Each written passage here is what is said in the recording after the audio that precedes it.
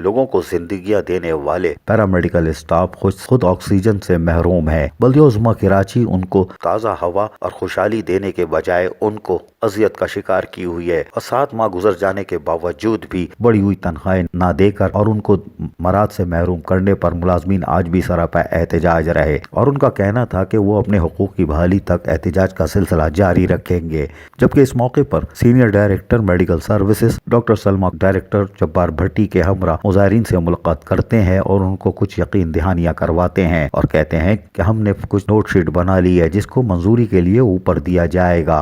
अब्बासी शहीद अस्पताल हो या KMDC, यहाँ के अफसरान और मुलाजमीन एहतजाज पर मजबूर हो चुके हैं। प्रोफेसरों ने तो एहतजाज किया लेकिन बल्दिया उज़्मा कराची के दफातर उनके लिए बंद कर देने पर वो इंतहाई शर्मिंदगी के बायस अब एहतजाज करने से भी गुरेज कर रहे हैं। पढ़े लिखे लोग इस जमहूरी दौर में शर्मिंदा हैं और अपने हुकूक के लिए अब अल्लाह की तरफ देख रहे हैं। इस जमहूरी दौर में बल्दिया उज़्मा कराची के मेयर हो या डिप्टी मेयर या मेट्रोपॉलिटन कमिश्नर, वो अपने 13,383 अफसरान और मुलाजमीन को जब मराद नहीं दे सकते तो एहलियान कराची के सवालात बजा है। अजीज आरिफ, KBS बल्दियाती न्यूज़, कराची।